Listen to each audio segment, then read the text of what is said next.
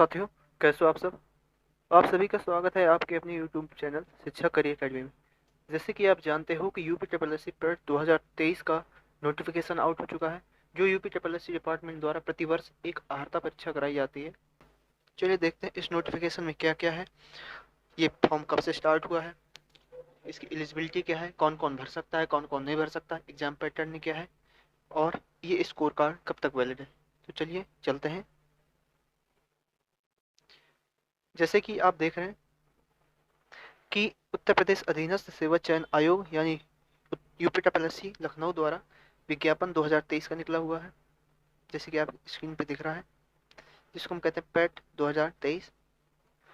अगर इसकी तिथि देखी जाए तो विज्ञापन की तिथि 1 अगस्त 2023 से प्रारंभ हो चुकी है, यानी कल से। और फॉर्म भी कल से ही, फीस भी कल से ही स्टार्ट हुई है। अगर इसकी अंतिम तिथि की बात की जाए कि फॉर्म भरने की अंतिम तिथि क्या है, तो दोस्तों फॉर्म भरने की अंतिम तिथि 30/8 यानी 30 अगस्त है।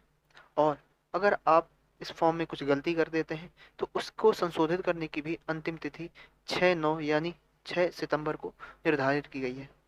ये चीज़ क्लियर हो गई, यानी 1 अगस्त से फॉर्म स्टार्ट हुआ है, लास्ट डेट इसकी 30 अगस्त है, और फॉर्म में करेक्शन करने की अंतिम तिथि 6/9 यानी 6 सितंबर है। आगे बढ़ते हैं।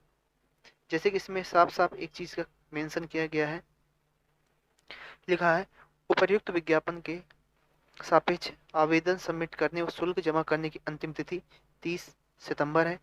इस तिथि के बाद कोई आवेदन शुल्क स्वीकार नहीं किया जाएगा। विद्यार्थी द्वारा अपने आवेदन प्रिंट का प्रिंट आउट तब तक निकाला नहीं जा सकेगा जब तक उसके द्वारा शुल्क जमा बैंक द्वारा नहीं की जाती। अतः अभ्यर्थी बैंक से शुल्क का समायोजन 30/8/23 यानी 30 अगस्त तक अनिवार्य रूप से जमा कर दे। इसके बाद अगर आप फॉर्म भरने में विलंब कर देते हैं तो 7 दिवस यानी 6 सितंबर तक अनिवार्य रूप से कर लिया जाए। इस अवधि में अब अभ्यर्थी द्वारा अपने आवेदन पत्र में अनुमान्य विवरण को संशोधित भी किया जा सकता है, जैसे कि मैंने आपको अभी बताया। क्लियर हो गए, आगे चलते हैं। जो आपका फॉर्म है वो फॉर्म भरने की प्रक्रिया को 5 स्टेप्स में डिवाइड किया गया है। पहला स्टेप है आपका पहला रजिस्ट्रेशन है, दूसरे में आप फोटो सिग्नेचर अपलोड करेंगे, तीसरे में आप उस फॉर्म में कुछ डिटेल्स अपनी भरेंगे, उसके बाद है आप अपनी फीस सबमिट करेंगे। फीस सबमिट करने के बाद आप अपना प्रिंट आउट ले सकेंगे, यानी प्रिंट आउट आप फीस सबमिट करने के बाद ही प्राप्त कर सकते हैं। चीज़ क्लियर हो गई, आगे बढ़े। अगर फीस की बात की जाए कि जो आप रजिस्ट्रेशन कर रहे हैं उसकी फ़ीस क्या है, तो इसमें साफ साफ क्लियर है कि आप अगर ओबीसी से हैं तो आपको 185 रुपये देने हैं, अगर आप जनरल या अनारक्षित हैं तो आपको 185 देने हैं, और ओबीसी है तो 185 ही। उसके बाद अगर आप अनुसूचित या एससी या एसटी कैटेगरी हैं तो उन दोनों के लिए 95 रुपये निर्धारित किए गए हैं, और अगर आप पीडब्ल्यूडी से आते हैं तो उसके लिए आपको 25 रुपये यहाँ पे निर्धारित किए गए। क्लियर हो गया, आगे चलें। अब बात करते हैं अहर्ता कि कौन लोग इस फॉर्म को भर सकते हैं। तो देखिए, इस फॉर्म को अगर आप हाई स्कूल किए हैं, अगर आप 10th कर चुके हैं तो आप इस फॉर्म को भर सकते हैं। जैसे कि इसमें साफ साफ मेंशन किया गया है, प्रारंभिक अर्हता परीक्षा 2023 में हाई स्कूल या समकक्ष अथवा उससे उच्च शैक्षिक अर्हता धारित करने वाले अभ्यर्थी आवेदन कर सकते हैं। यानी इसके लिए आपकी एलिजिबिलिटी 10th है। अगर आप आपने 10वीं पास कर ली है तो आप इस फॉर्म को भर सकते हैं। ये चीज़ क्लियर हो गई। उसके बाद आप उच्चतम कितना भी किए हो वो मायने नहीं रखता, यानी आपकी मिनिमम क्वालिफिकेशन आपकी 10th होनी चाहिए। आगे बढ़े।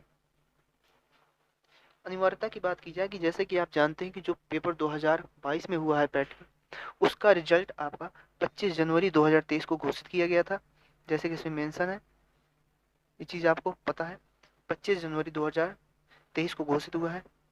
इसके आधार पे ये आपका जो पैट है, आप अच्छे से जानते हैं कि 1 साल के लिए वैलिड होता है।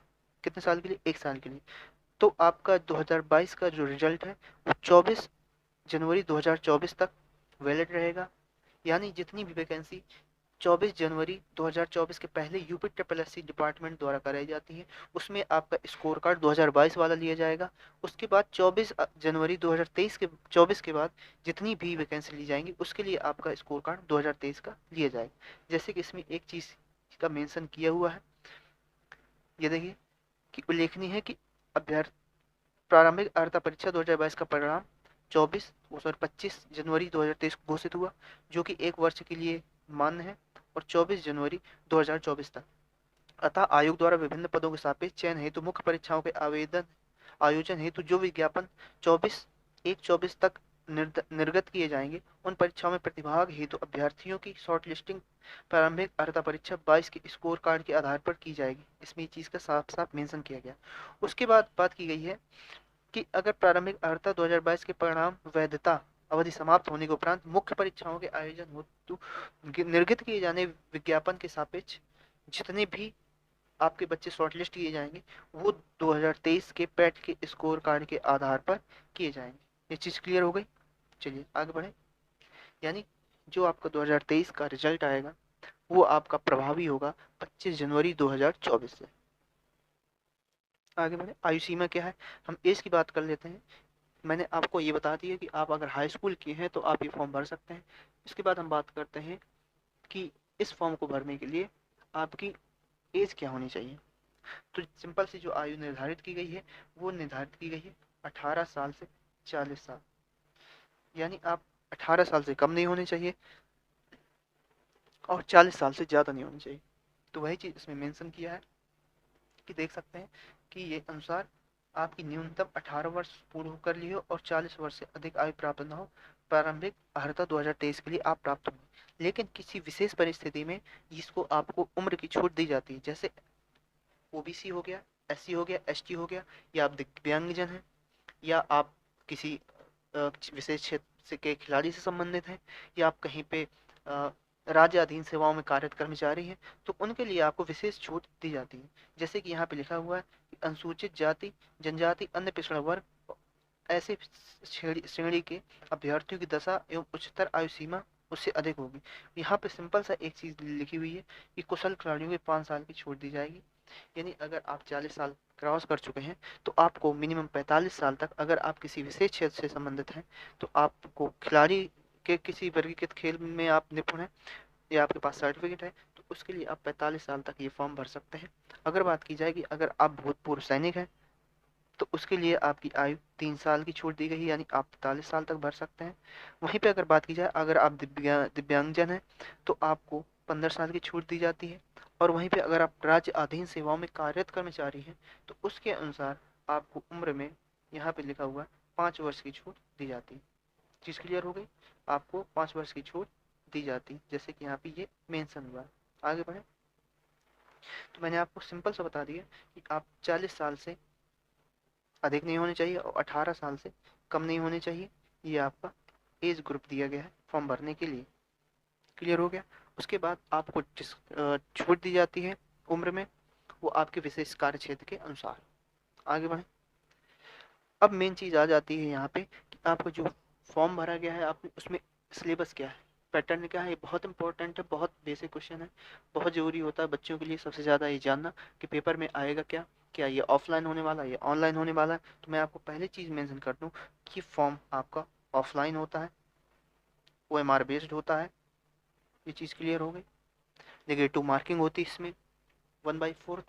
उसके आधार पे आपको इसमें 100 प्रश्न पूछे जाते हैं, जैसे इसमें लिखा गया है कि 100 प्रश्न होंगे आपसे, और उसके लिए आपको 2 घंटे आपको निर्धारित किए गए हैं, आपको दिए जाएंगे। यानी आपको 2 घंटे मिलेंगे। इसमें कुल कितने सिलेबस आते हैं तो आपको मैं बता दूं, इसमें कुल 15 विषयों से क्वेश्चन पूछे जाते हैं, जो बहुत ही इंपॉर्टेंट है, बहुत ही इस पेपर को एक अच्छे खासे लेवल तक पहुंचा देता है। जिसमें हम बात करते हैं कि पहले इतिहास, तो इतिहास का आपका 5 नंबर का क्वेश्चन पूछा जाएगा।